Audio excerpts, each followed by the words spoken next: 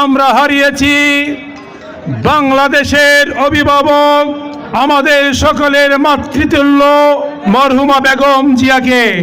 এই ক্লাবের পক্ষ থেকে, অত্র এলাকার পক্ষ থেকে বেগম জিয়ার ইন্তেকালে শোক প্রকাশ করছে এবং তার পরিবারের সদস্যদের প্রতি সমবেদনা জানাচ্ছি।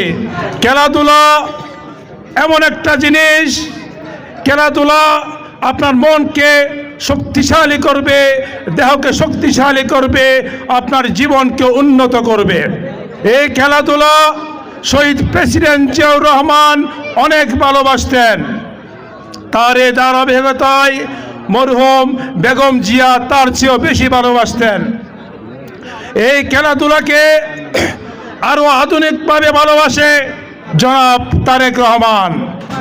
তার এই ধারাবাহিকতায় এই খেলাধুলাকে, হাটহাজারীর খেলাধুলাকে উন্নত করার জন্য অনেক গুরুত্বপূর্ণ ভূমিকা রেখেছিল এবং ভবিষ্যতে রাখবে আমাদের প্রিয় ভাই, আমাদের প্রিয় নেতা ব্যারিস্টার মীর মোহাম্মদ হেলাল উদ্দিন।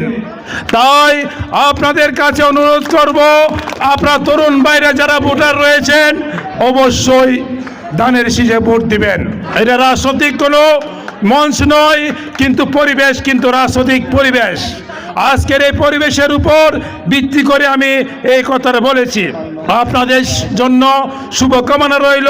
এই ক্লাবের পাশে আমি এবং আমার টিম সব সময় থাকবে ইনশাল্লাহ। হালদা স্পোর্ট কাপ কর্তৃক আয়োজিত প্রথম রাত্রিকালীন ফুটবল টুর্নামেন্ট 2026-এর আজকের উদ্বোধনী খেলায় আমরা প্রথমবারের মতো এই টুর্নামেন্ট উদ্বোধন করতে যাচ্ছি। এই উদ্বোধনী মাঠের স্থান হচ্ছে রামদাসহাট, হালদা নদীর পাড়ে। তো আমরা এই প্রথমবারের মতো এই টুর্নামেন্ট আয়োজন করছি। যদি আপনাদের সহযোগিতা কাম্য হয়, আমরা এই বছরের নেই প্রতি বছর আমরা এই টুর্নামেন্ট চালু রাখার সিদ্ধান্ত নিব।